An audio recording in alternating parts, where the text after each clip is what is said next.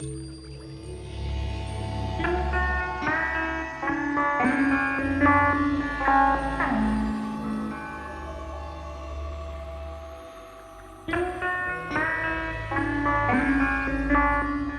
kind of cool how the sugar high experience kind of mirrors what sugar does within our body. Like there's that initial rush, there's that curiosity, there's almost that mania, there's a build towards something that is exciting and fun within our own bodies. And then it goes through the narrative to the point where you crash. And what that feeling of like, oh, we've all had it, where you're just cranky or you're tired or you're easily irritable or whatever that might be. The experience is different for everybody, and that's part of what's exciting about it. Some people are going to come through the door and be exposed to immersive art for the first time and see something cool and weird and colorful, and that may be all they experience, and that's great, that's fine. But there's a lot more substance there too if you look past that surface level. And so the experience for some folks will be, oh, this is bright and colorful, and also, this world's kind of bleak. And so what does that say about the art, and what does that say about our world today? The origin story of Sugar High is a group of people coming together and thinking, how can we do something super fun for our community? And Romy came to me and a few other people and said, hey, what if we do an immersive installation? And it really wasn't more than about a minute of thought to say, yeah, sure, great, let's do it. I'm a poet, so I always go to the serious side or the sinister side or the sad side, even of something full of candy and sugar and joy and things like that. But when Romy first approached me, she had some ideas about how the world got that way, like this world that they were creating. How did it get that way? When Sugar High announced that it was accepting applications for artwork, I immediately visualized myself as a hummingbird. And so as I was doing sketches, I just started imagining this story of Birdie humming rock, and she was the matriarch of Rock Candy Industries, and the piece just evolved from there. I think it's really important for us here in Enid with Sugar High to recognize that this work wouldn't even be possible if Factory Obscura had not paved the way for us and kind of demonstrated within the Oklahoma community that this is a not only highly sought after art form for people to experience, but also a sustainable art form for people to create. And I think that cannot go unacknowledged. The idea of an immersive art in small towns in rural America and the collaboration involved, it was so good for me, but I think when people, especially young people, see everybody working together to create something so ginormous, it has nothing but good. It was a wonderland. I mean, walking in there, it was just the variety and the imagination that every artist brought to the table to create all of the different sensory experiences, and like every element, every feeling, everything, it was all there. It was all there, and it was just like a wonderland. It was beautiful.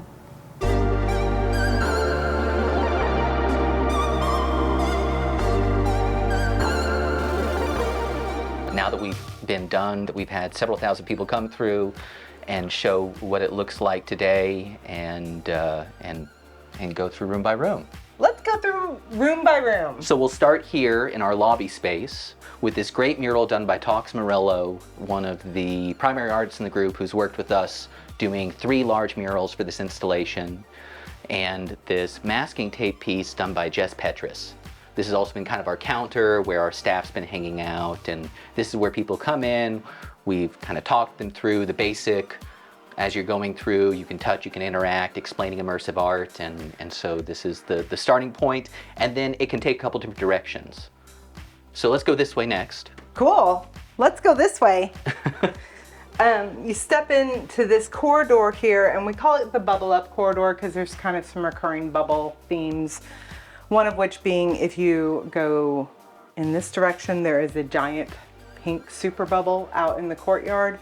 And then we've got the temple that has been created by Jaime, we've got the portrait, we've got the sunset and Chonker. So there is this nice convergence of like, which direction do you go?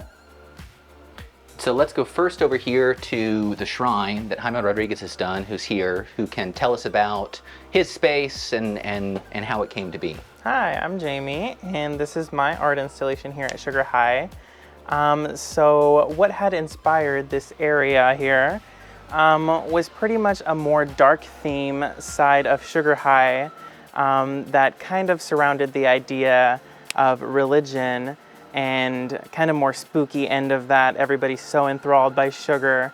But here it's more dark, macabre, the one candy goddess who rules them all.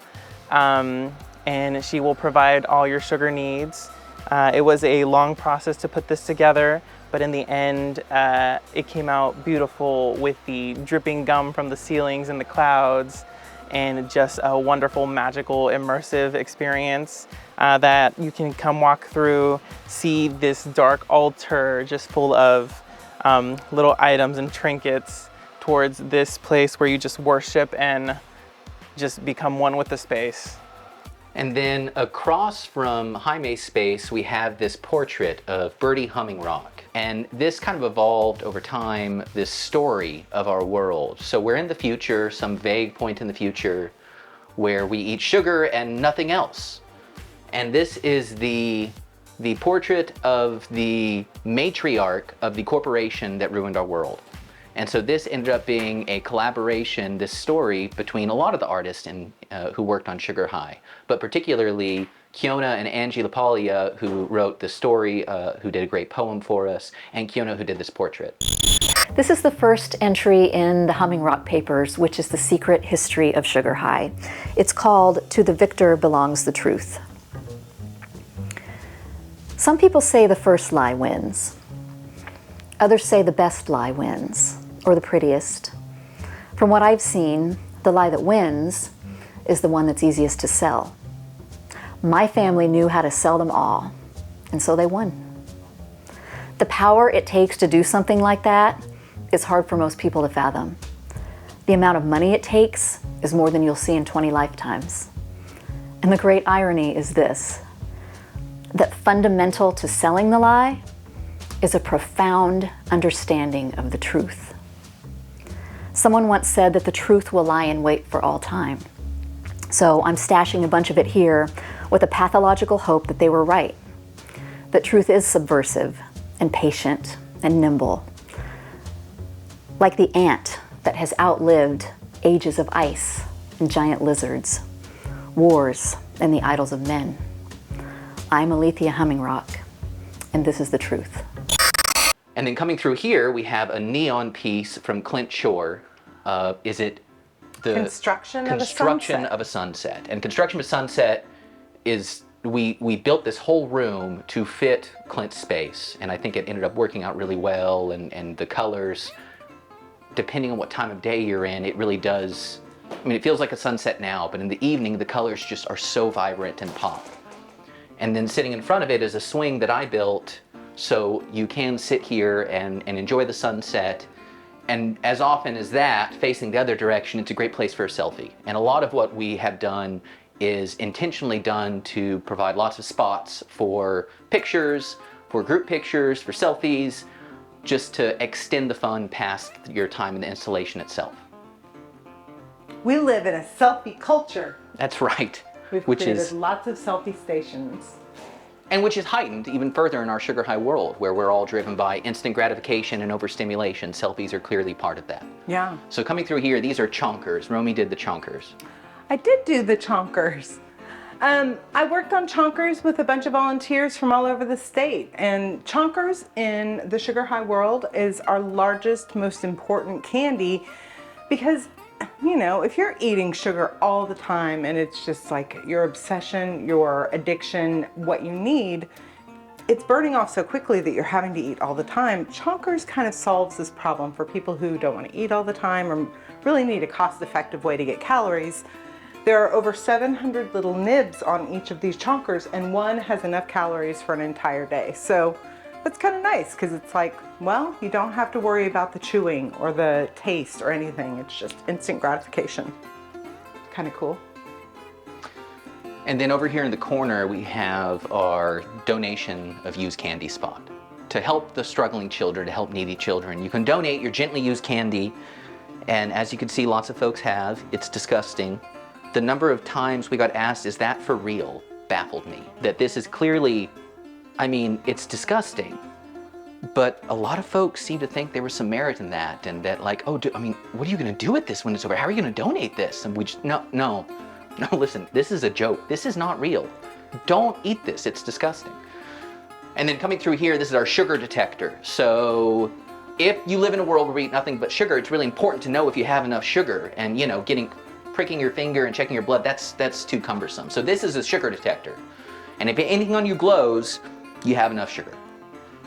There's the explanation there, and everyone passes through these, and everybody looks down and notices what glows and what doesn't. And the flecks of paint I have in my arm here are really fluorescing nicely.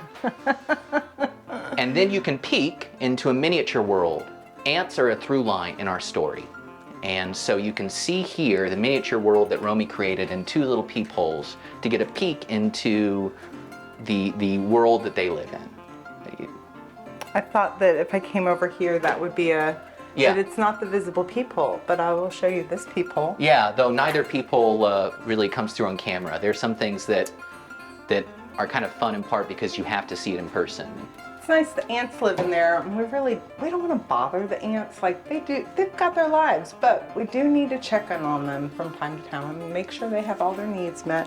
They're doing good right now. Underneath the miniature world is a space done by Lynn Northcutt that's a quiet place. It's a place of refuge. That if everything is overstimulation, I knew that some folks would need a place to be able to get away from it. And so Lynn Northcutt did this great space that really is an escape. And it got used a lot. Oh. There were always people just kind of hanging out in there. Right, the panic room. I mean, it's so interesting to think about how a 13-year-old is going to interpret an idea, and the idea of overstimulation, this 13-year-old was just like, let's make the place where you can go that is not all the mania all the time, and created a panic room as a result. I love this room so much. We're so lucky to have a coloring book room. Twileen made this room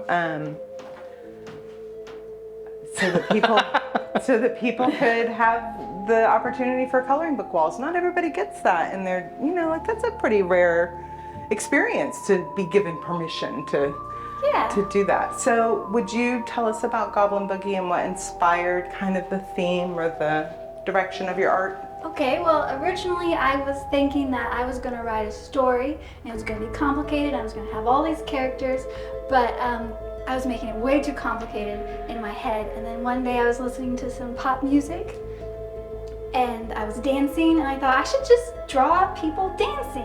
And I thought that was boring, so I drew goblins instead. And they're all self-portraits. Every single one of them is me dancing. I would get up and I'd do the moves, and then I'd draw it. And there they are. They're so endearing, and even as simple line drawings are not simple, but as line drawings, they're so emotive and they're so expressive. And it's so nice to see the ways in which people have embraced it, collaborated. Like, we've got lots of really kind of keen moments where there's one goblin, and then we've got a friend just right behind, just hanging out, or the number of heads that kind of pop up in these random places. Like, it's definitely more chaotic than I anticipated, but it's also like, wow, 6 weeks of freedom with crayons, and this is what happens. And the content really did grow. I mean, some of the additions are just exist on their own, but I love those, like Romy indicated, where it is somebody's added something, and then, or somebody's drawn a person, and then over time, like, the hairs become more complicated and more elaborate, and that people really are adding on. Or one of the folks we had working for us, whenever it was quiet, she'd come through and just add an ant somewhere, and she just drew an ant. And so there are lots of these little ants that just got added whenever, there was a time to kill. Oh, just need to do another ant. I did not know that. Yeah, and there's a lot here, and it really is. It's not a big room until you start thinking about how many square feet of wall, and good grief, this is a lot of content. And it really did evolve over the course of the installation. in a way that I think I'm really happy about, and I've got no complaints. Yeah, I love it. Yeah. Me too. Yeah. Thank you, Twyleen. Yeah, thank you, Twyleen. The coloring book room came with, Ben made this really beautiful crayon cradle so that there'd be a good place for people to put stuff, which is kind of nice. Craftsmanship. And then coming around this corner, this is what we kind of called our hub space. It's another traffic point where you can go a couple different directions. And so the central focal point of the room is another piece from Talks, this giant ant in this that occupies, I think, this kind of like menacing and friendly space. And that our story, the idea is that ants are important. They're part of our built infrastructure. They clean up the mess from all these people eating nothing but sugar. But ants are also a little bit menacing. And when we were talking about this piece, when Talks was working on it, it was really an example of, okay, how can I straddle that line? And I think the touch point a lot of people have found with this is the ant in Honey, I Shrunk the Kids. It's so much like a part of my childhood and a lot of other people's, that there is this friendly ant that's also terrifying, but still being friendly. And I think he did a great job capturing that, and also including elements that are present in the rest of the installation. The candy cap mushrooms, the neon is an element that has been repeated a couple different times, and I think Talks did a really lovely job creating this big focal point piece in here. Indeed. Nice architectural details when this was being developed, when the space was happening and Ben was working on construction. Like, he was able to create some angular things to create visual interest and to heighten what Talks has created in terms of 3D. There are two other components that are in this room that leads into two other areas. We've got the history of sugar. It is an incomplete history of sugar, but it is an accurate history of sugar up to the 2000s. It stops in the 2000s though, because at the point at which society became addicted to sugar, no one is tracking time anymore. That is no longer the priority. So there may be this mythology of history, of our recent history as a sugar high society, but it stops as a written form in the early 2000s. So there's that. For the thing that the people who have most, I think, appreciated and genuinely spent the time with this very cumbersome piece are older men, because it's history and it's accurate. So I think that's kind of fun. And then in the hub, we share the space with the screen that is showing nothing but a 4-minute animation by Nathan Guidry. It is endearing and hilarious and so well made and so delightful and warrants a lot of attention. Sugar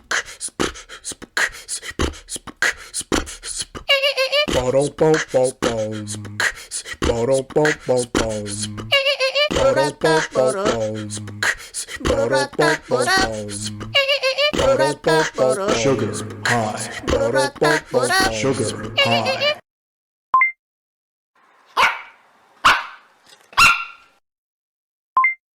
Welcome to another episode of One Sentence Movie Reviews. It was okay.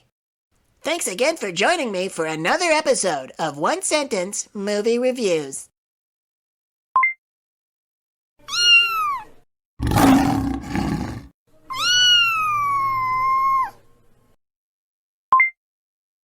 From the makers of Balloon Cat comes Balloon Chicken.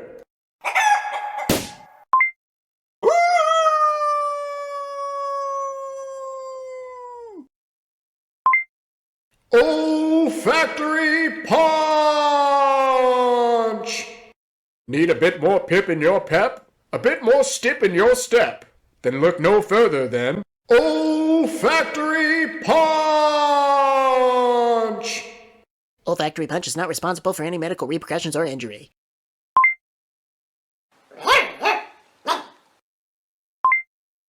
Balloon Cat is over. Gather up all your Balloon Cat stuff and throw it in the trash. Because Balloon Chicken is here, and he's here to stay.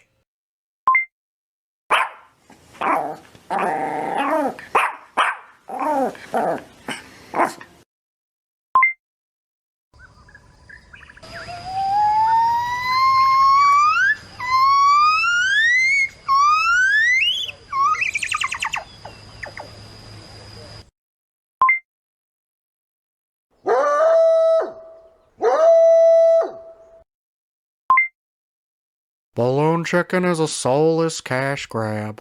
It's a scam. You know, I really wish they'd go back to making things like Balloon Cat. That's when they actually cared.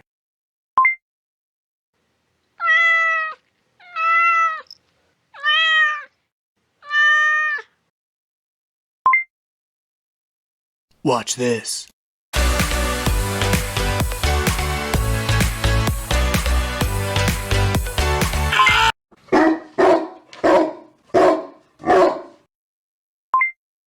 Please don't skip this video. You have to listen to me. Don't eat the sugar. From the makers of Fluffle Puffball Jr. comes Double Fluffle Puffball Max. Eat it twice. I just got my Double Fluffle Puffball in the mail, and it's the best thing I've ever had. And I would never lie. Ever. Ever. Never. Ever. Never. Double Fluffle Puffball Max. Eat it twice.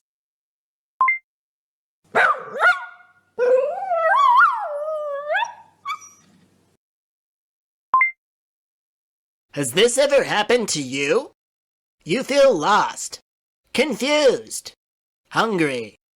Grab Chunker and never be hungry again. Maybe.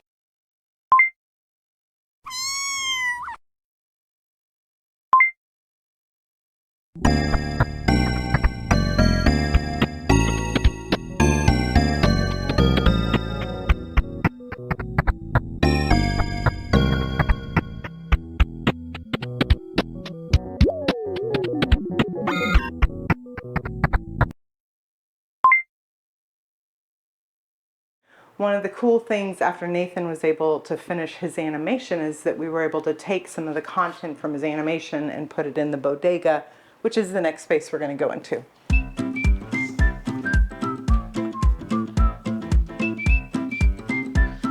So this is our bodega space that I conceived of as part of living in the world. That if we're telling a story, we want to show an example of what it's like to live in the world. And that we talked about a couple different ideas and played with the idea of a living space, but I think a convenience store, bodega, gave us more room to play with some of the ideas that we'd really enjoyed. So the idea is this is that convenience store in this world where everything's sugar. So all these elements, all this packaging, all these products were done by Corey Keller, did quite a bit of them. Anj Braggs did a hilarious infomercial for a product for a fake at-home cavity repair kit that she actually created. Have you become familiar with a storefront like this, attempting to keep up with your dental decay on a regular basis and having to visit the dentist office almost every single week? Aren't you tired of doing this? Well, that looks like a yes to me. Very tired indeed. Or are you exhausted every day because over in the night you get woken up multiple times a night, multiple times a week, due to dental pain, due to dental trauma, and due to dental decay? This has got to be wearing on you. This girl has nothing left to give. Or one of the worst circumstances, you've had a hot date and you're ready to seal the deal. The chemistry is right, and just before you go in for a kiss, she stops and notices something.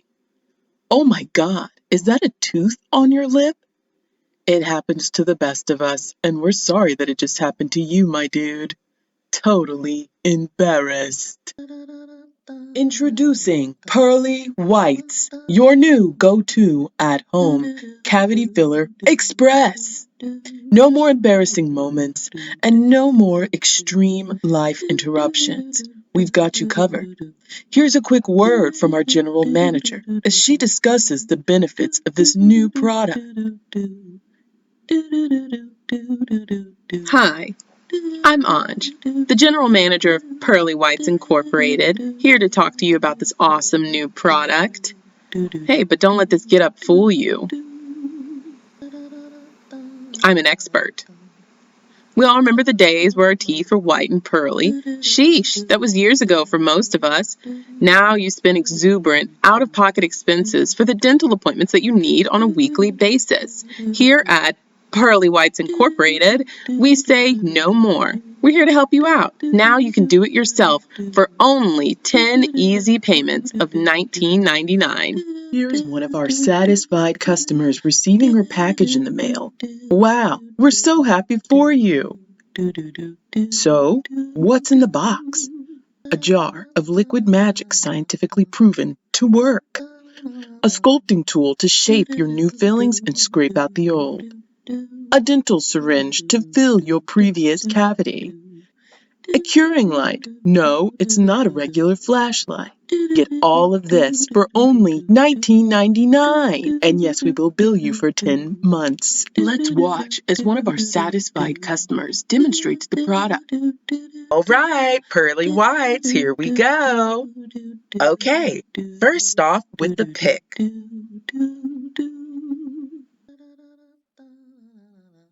Uh-oh. Okay, that's all right because that's supposed to happen. Let's get a little bit of this action. Whatever this is. Oh yes, it's Pearly Whites. Is this paint? Is this literally liquid magic? Can I have some water, please? Water.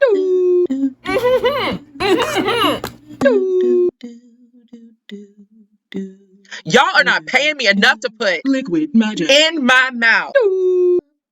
Okay, and now we sculpt. Yes. And now we cure. Perfection. Wow, she's looking better already. But wait! If you call now, you can get a dental case, which can really save you in a pinch. Luckily, our sad boy from earlier had one in his pocket, so the night wasn't ruined. He was able to continue on into a fantastic evening thanks to Pearly Whites. Now that's what we call success! Call now, 784-277-8427. This product has not been evaluated by the Food and Drug Administration and should not be used if you consider yourself to be an intelligent person. We live in a free country. You are allowed to use this product at your own risk. Pearly Whites and its affiliates will not be held responsible for any harm this product may cause you if ingested. Remember this before you try and call and complain or get your money back. No money back guarantee. Take control of your dental health today. And remember, the clock is ticking.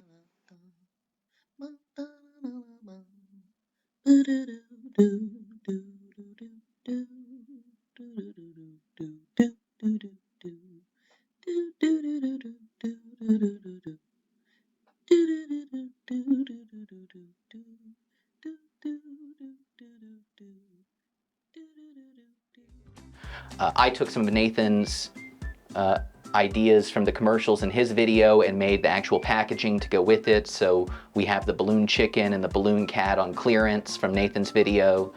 And then we have a case of lots of fake candies.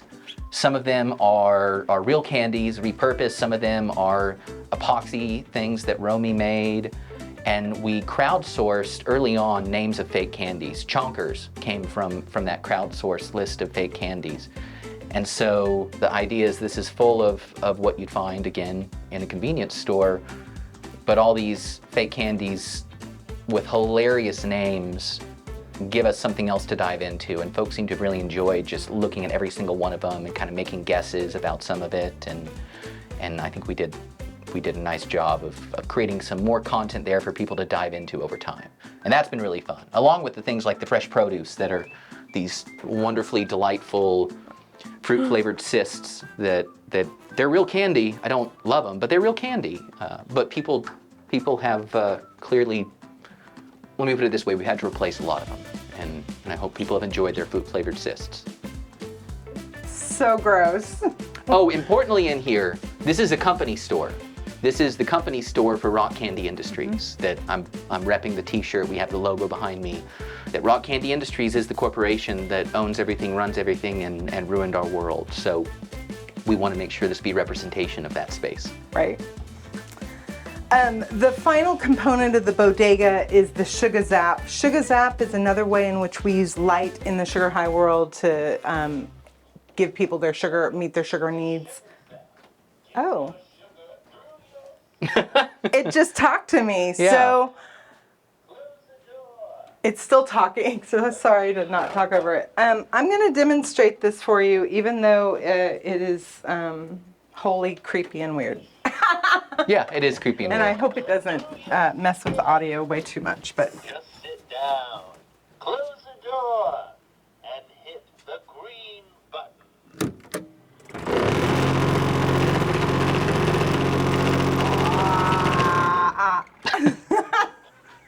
Welcome to the Sugar Zap. it vibrates your nose so hard. And this Such an experience. And this is a steam cabinet I found at a thrift store, and gutted everything out of it and replaced it with an industrial concrete vibrator and strobe lights. So when you sit down, there is a message, there are directions. You know, sit down, close the door, and press the green button, and get your sugar through your skin, and it just cracks everybody up. It's been really fun. Shall we go this way? Kids. I think so. You want to go into the disco? Let's go up into the disco space, Disco Lemonade, which Follow without you the all up. without the music on, it's only a piece of it, certainly. I'll take a minute here to say that we had music done by Riley Jansen, who created some great music, original music for the whole space in 5 different zones, and it's not one repeating track, it's elements that jump and come together. So it's repetitive in that you hear the same elements, but it's not linear, and there's some little Easter eggs that get thrown throughout, but it all works together. So when you are hearing the thumping bass from our dance party space adjacent to the bodega, it's not dissonant, it works together, and that I think he did really well. But in this space, we wanted to show an example of overstimulation, and it is all overstimulation. It's flashing lights, it's loud music, it's 3 of our ant friends done by Nick Bayer. The ants love the overstimulation. They hang out in here, and Nick Bayer sculpted 6 of these giant ants, 3 of which live in here on the walls and the floor. And it really is, the point is to draw the contrast of how much overstimulation can we fit in one weirdly shaped small room. So as we all know, ants are drawn to sugar. And ants became a huge part of Sugar High from many different artists. And so I decided to incorporate them into the Humming Rock papers. This entry is called The Ants Go Marching. I can't remember who it was that said, ants are so much like humans, it's almost embarrassing. They create societal structures, wage war, collaborate, farm. They're also survivors. So savvy that for 160 million years, they dodged everything from asteroids to ice ages. But they couldn't dodge Birdie. By the time everything went down, she'd already bought up the vast majority of traditional sugar-producing land on the planet, which meant she got to vote on which populations got allocations of what was now the most valuable agricultural product on the planet, and which ones didn't. The poor countries didn't. With their populations suffering and dying from the sugar shortages at rates you can't even imagine, the scrappy nations got creative. They started refining sugar in secret, from things like native fruit and coconut trees, watermelons and gourds, macadamia nuts, legumes, clover, anything that showed a decent yield, and they hid it. But Birdie has eyes everywhere. She knew what they were doing, she just couldn't find the sugar. Her first call was to her friends at the Pentagon, who spent millions engineering drones into flying robotic ants, tagged to detect the chemical compounds of glucose and sucrose. The idea was to find the hidden stores they knew existed, steal them, monetize them, and leave the poor black and brown nations to their fate. Turns out they couldn't out-engineer nature. So, Birdie called on the congressional committee she'd purchased to earmark billions toward the genetic engineering of ants. After that, the poor countries who had gone underground with their secret sugar stores had nowhere to hide. The U.S. Army ants sniffed them out. And today there are vast portions of entire continents free of human population, which, if you're reading this, you already know. And anyway, whoever said ants are just like us are wrong. they'll be here when we're gone.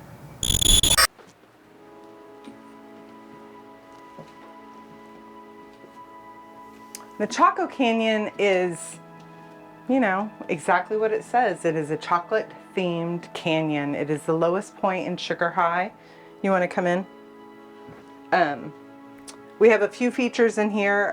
Not only the canyon walls, we've got this really beautiful candy cap mushroom sculpture made by Nick Bear.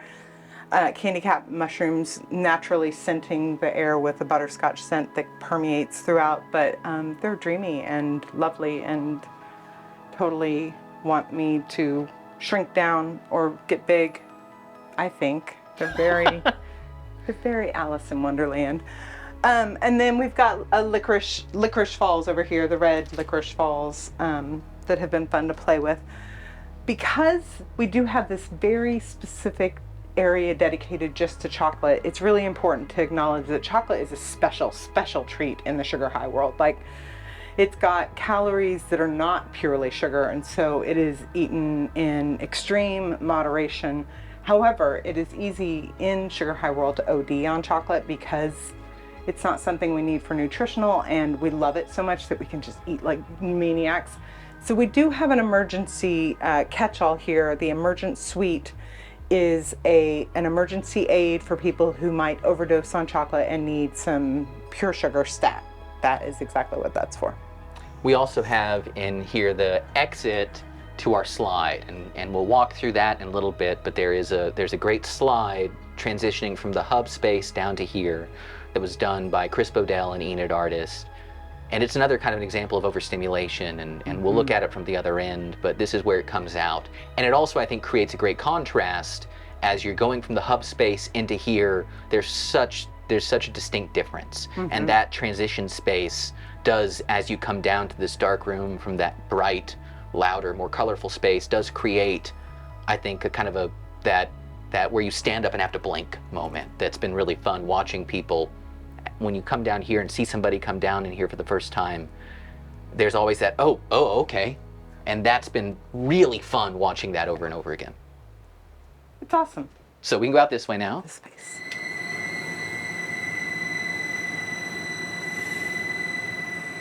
This is our crash space, in that we wanted to demonstrate and physically show how you can't ride the Sugar High forever. My mom keeps reiterating that a sugar crash isn't real, that this is not a thing that really happens, it's an urban legend, but it's still funny, and I think it still works for our purpose. Had another friend who's a doc go, that doesn't really happen. Like, I don't care, it's a story, don't worry about it.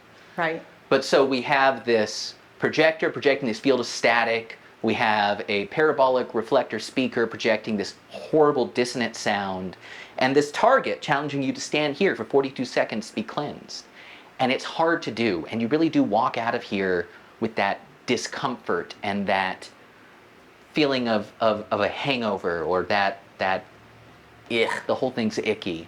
And while you're getting stared at by another one of Nick's ants, and then this wall of these slowly rotating, unsettling googly eyes on these discs. And Romy did the discs and I did the motors, and it really does, the longer you look at it, it's unsettling. The pupils shift. There's some of that chaotic motion that's kind of, the whole thing's unsettling. But there's an emergency stop, and you can press the emergency stop for a break.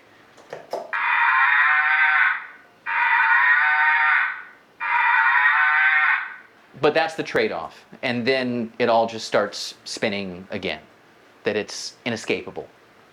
And everyone eventually comes through here, that no matter what direction you go, you will come through the crash space. To the soapbox, which is kind of fun, bubble theme, kind of the culmination of everything. We envision the soapbox being kind of like at the end of it all, what do you get to take with you? What are you leaving? The soapbox is a place where you can speak your mind. There's no ramification. There is no consequence. You've got something to say. This is the place to say it. You've got this really great dragon companion over your shoulder that is making sure that everything is good and they've got your back, and you can say your piece to the world, which people have, and it's been really interesting to see that. The only prompt we have up here is use this soapbox. Please share your thoughts on how we came to be like this. And it's broad enough and open-ended enough that it's got a lot of use in all these different ways, and people really have stood up here and ranted, and it's been hilarious. On the other side of this space, we have these 12 panels. Talks also did these. They're painted on both sides, so you can see it from inside or outside, and it is such a rich painting. There's so much in here. There are so many details, and it's one of those spots that you kind of walk past. Oh, it's pretty, it's a bird, it's a skull. But the more you look at it, there's so much depth here. He did a really spectacular job, and it's been fun watching people just slowly walk past and finding more and more little details, and it's really added to the space and also helped us kind of constrain it and define this end. As we have these great big windows, we still want the light through, we still want people to see through, but this gives it kind of some definite shape and space, and I think it all came together really well. Yeah, that acknowledgement of like what is outside is a bit different. This does a really great job of giving us that. The final pieces in here involve kind of that continuation of theme of soapbox. So we've got a Candy Chang chalkboard here. Candy Chang is a very famous international artist who created the Before I Die project, and it was so successful in her first approach with it that ultimately she made it open source and said, you can do this too. People in communities love it. We have gotten tremendous response to this where people just get to respond to the prompt. Before I die, ... what would I do? And there have been some really beautiful, beautiful comments left. So kind of nice to have that introspective moment at the end of all of the mania. Like, what do you want to do before you die? Tell us. Let's see if you do it. I hope you do. This circles back to the hub. So we just made a nice big circle. And this is also an area that it's amazing how many people have missed this. But once it's found, it's just over and over and over. It is the ant tunnel. There we go. And it leads down into the Chaco Canyon. Chris Bodell made this in the archway that goes between the two. But it is a fun slide. Kids certainly have loved it over and over. But I would be lying if I didn't say that some of our more maybe long in the tooth visitors have enjoyed it just as much. It's really been a great asset that got lots of punishment. It's been punished. For it sure. Certainly has. Oh, we also can't miss Angie Lapalia did a great poem for us that's been playing on a loop here on this screen. We also had this online before we opened, and it is excerpted on either exit door down through here. Beautiful poem. And Angie also did part of the backstory for us, working with Kiona, creating this story from the perspective of a disaffected granddaughter of this corporate matriarch. And Angie told a great story, and also it's a really compelling poem that it's been fun just hearing her voice so much in this space. Right. When people walk into Sugar High in Enid, Oklahoma later this spring, it's going to be amazing. Sugar High was inspired by sweet things, but on a deeper level, it was also inspired by this society's cravings for on-demand satisfaction. And some of that is due to amazing technology, but I also think that there's a cost associated with that. And I've been thinking about that cost and kind of grieving that loss, and I wrote a poem. It's called Sweet and Low.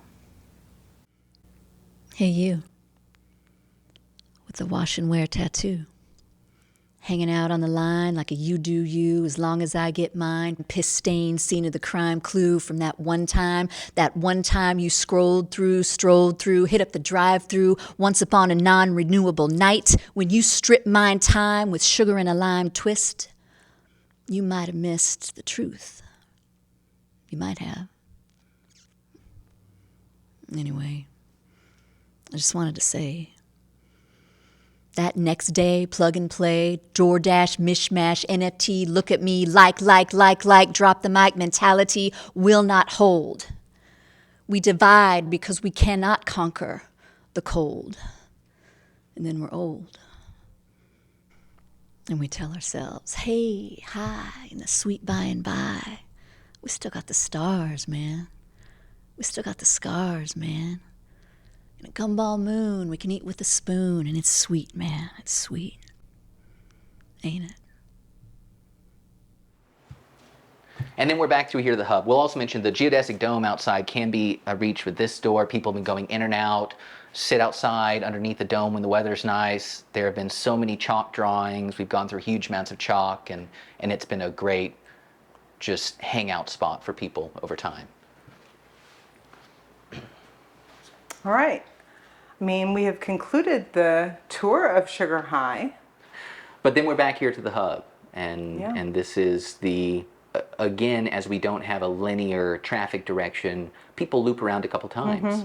And every time you enter a room from a different angle, you see it differently. And that's also been interesting, I think, given what is not that big a space, a lot more life, and make it able to be experienced these different ways, that every direction you go, you're going to see it a little bit differently.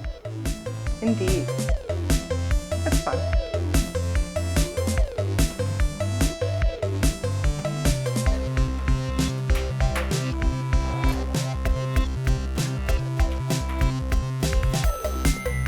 And then we're back up here. Yep. Here we are. Back at the front. Back to the lounge. Back to the origin. I think that's it.